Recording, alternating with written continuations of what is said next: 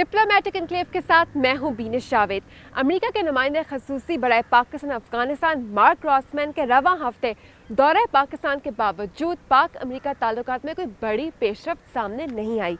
America में पाकिस्तान की साबिक सफ़ीर मलिहा लोधी का कहना है कि अमेरिका की जानिब से पाकिस्तान के मुतालबात पर कोई मस्बत जवाब सामने नहीं आ रहा, जबकि पाकिस्तान अपने मुतालबात मनवाए बगैर नेटो सप्लाई रूट खोलने को तैयार नहीं।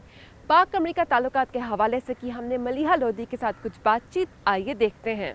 मलिहा लोधी साहिबा, जो रीसेंट इंगेजमेंट हो रही है between Pakistan and US, Mark Rossman भी पाकिस्तान है, आपको नज़र आ रहा है कि इस इंगेजमेंट में कोई मस्बत डेवलपमेंट्स आ रही हैं, ताल्लुकात में कोई वाकई बेहतरी आ रही है या नहीं? पाकिस्तान के बहुत सारे मुतालबात हैं जिस पे अमेरिका ने अभी जवाब नहीं दिया, कम से कम पॉजिटिव जवाब नहीं दिया।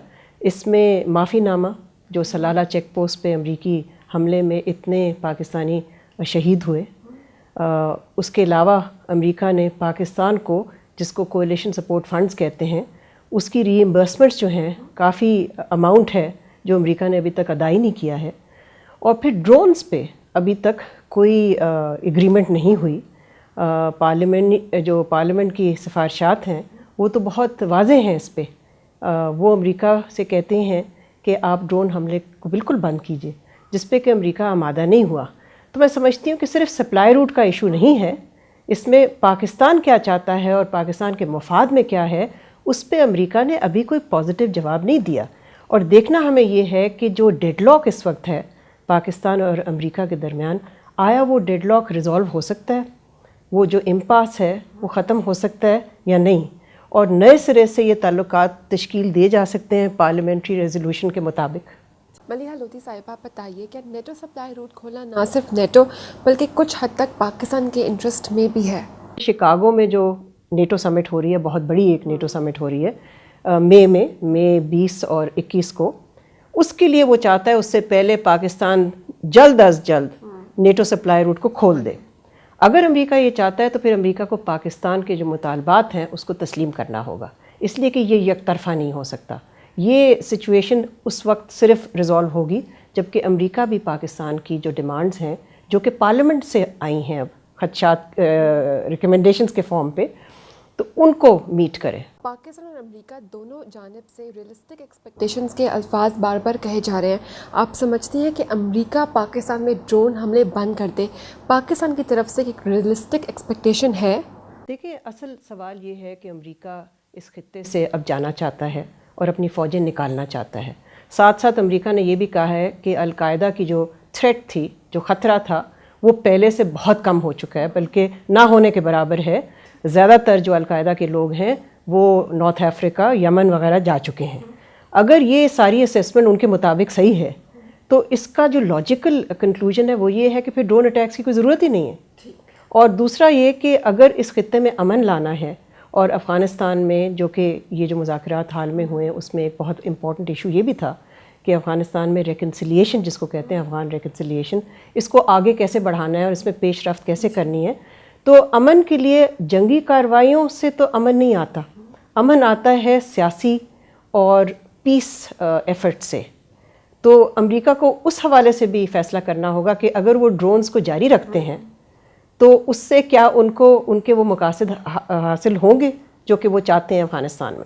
अफ़गान तालिबान के साथ जो मुफ़ाहमती अमल है उसमें कितनी पेशरफ्त आपको नज़र आ रही है और पाकिस्तान को इसमें क्या रोल प्ले करना चाहिए? कहने में तो सब एग्रीड हैं कि अमन अगर आना है अफ़गानिस्तान में तो वो मुज़ाकरात के ज़रिए ही आ सकता है, और उन मुज़ाकरात के लिए अफ़गान तालिबान को शमूलियत होना ज़रूरी है।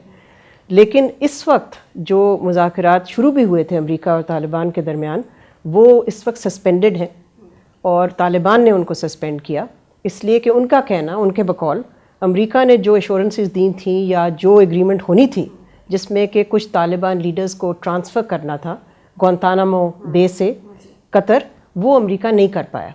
और मुझे लगता ये है कि जो ये अमन की जो कोशिशें हुई हैं पिछले चंद महीनों में, वो अब अमेरिकन प्रेसिडेंशियल इलेक्शन पॉलिटिक्स में फंस गई हैं।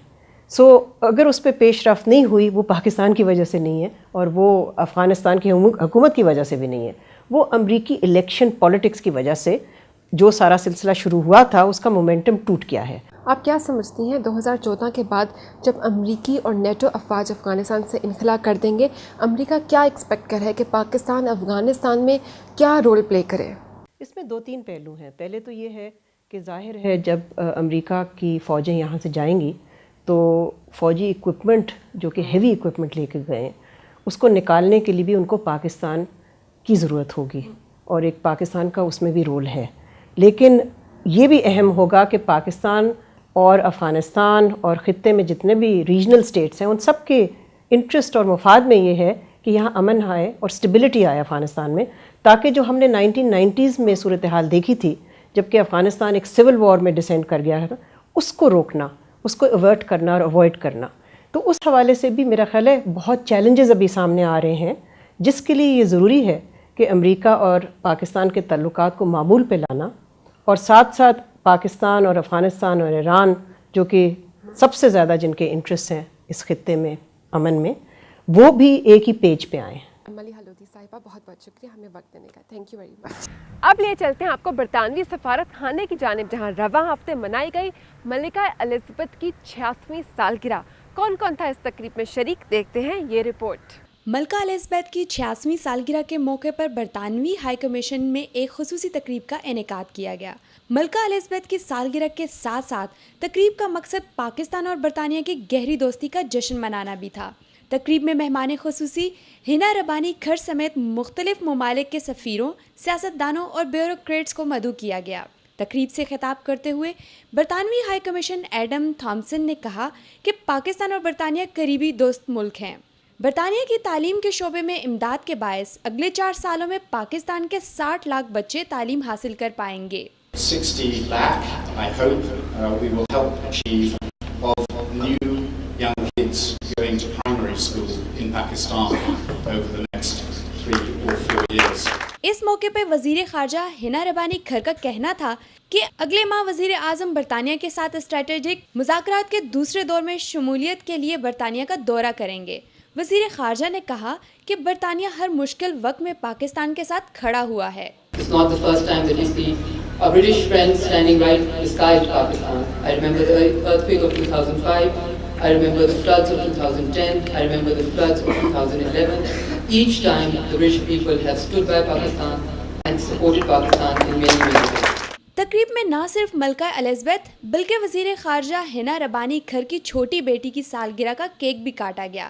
تقریب کی خصوصی بات یہ تھی کہ راولپنڈی طیارے حادثے میں جاں باگ 127 افراد کے لیے 1 منٹ کی خاموشی بھی کی گئی. ARY نیوز پر آپ کو سیگمنٹ کیسا لگ رہا ہے دے سکتے ہیں آپ فیڈ بیک، جوائن کر کے ہمارا فیس بک پیج اور فالو کر سکتے ہیں ہمارے ٹویٹر اکاؤنٹ کو.